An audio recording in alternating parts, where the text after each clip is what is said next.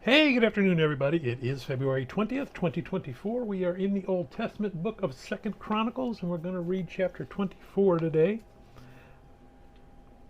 Well, let's see. Our chronicler, we just finished with the story of Ahaziah and evil king. He died. No one really cared. His mother kills every other person who might have a claim to the throne, and she seizes it. That was Ahab's daughter. So evil reigned throughout the land. There was one person that she missed, which was Joash. He was hidden away, taken to the temple, hidden by the priest, Jehoiada, high priest. And in our last reading, we saw that reveal him. He had a brilliant plan to reveal him and anoint him king before the queen mother could figure out what was happening. Wiped her out.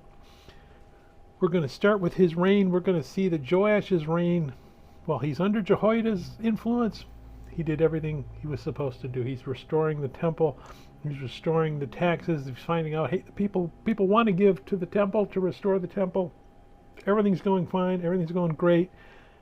And then Jehoiada dies. And Joash is left on his own, and he starts to follow the sinful nature.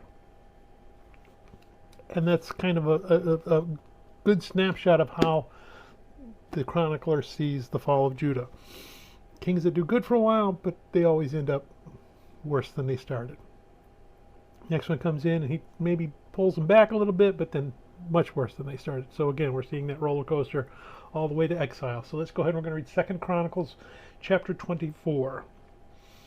Joash was 7 years old when he became king, and he reigned 40 years in Jerusalem. His mother's name was Zibiah of Beersheba. Joash did what was right in the sight of the Lord all the days of Jehoiada the priest. And Jehoiada took 2 wives for him, and he had sons and daughters. Now it happened after this that Joash set his heart on repairing the house of the Lord. Then he gathered the priests and the Levites and said to them, "Go out to the cities of Judah and gather from all Israel money to repair the house of your God from year to year, and see that you do it quickly." However, the Levites did not do it quickly. So the king called Jehoiada the chief priest and said to him, "Why have you not required the Levites to bring in from Judah and from Jerusalem the collection according to the commandment of Moses, the servant of the Lord, and of the assembly of Israel, for the tabernacle of witness?" For the sons of Athaliah, that wicked woman, had broken into the house of God, and had also presented all the dedicated things of the house of the Lord to the Baals. Then at the king's command they made a chest and set it outside at the gate of the house of the Lord. And they made a proclamation throughout Judah and Jerusalem to bring to the Lord the collection that Moses the servant of God had imposed on Israel in the wilderness. Then all the leaders and all the people rejoiced, brought their contributions, and put them into the chest until all had given. So it was at that time, when the chest was brought to the king's officials by the hand of the Levites, and when they saw that there was much money, that the king's scribe and the high priest's officer came and emptied the chest, and took it, and they returned it to its place. Thus they did day by day, and gathered money in abundance. The king and Jehoiada gave it to those who did the work of the service of the house of the Lord, and they hired masons and carpenters to repair the house of the Lord, and also those who worked in iron and bronze to restore the house of the Lord.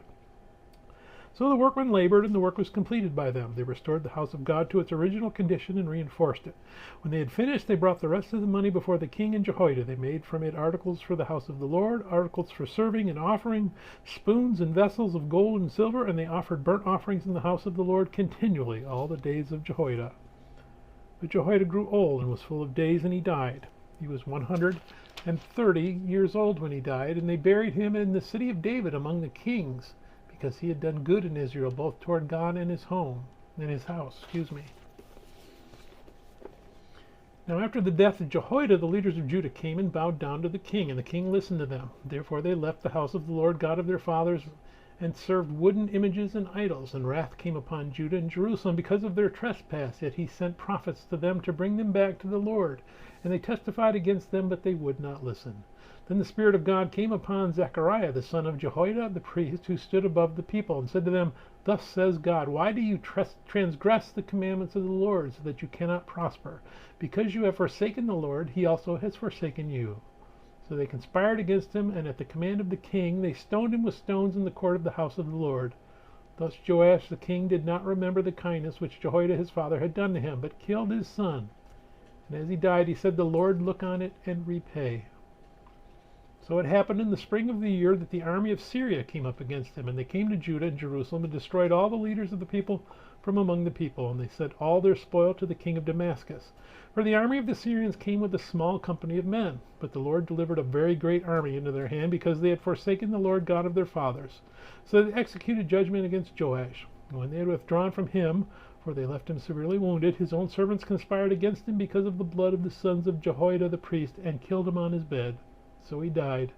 And they buried him in the city of David, but they did not bury him in the tombs of the kings. These are the ones who conspired against him: Zabad, the son of Shimeath, the Ammonitess, and Jehozadad, the son of Shimerath, the Moabitess.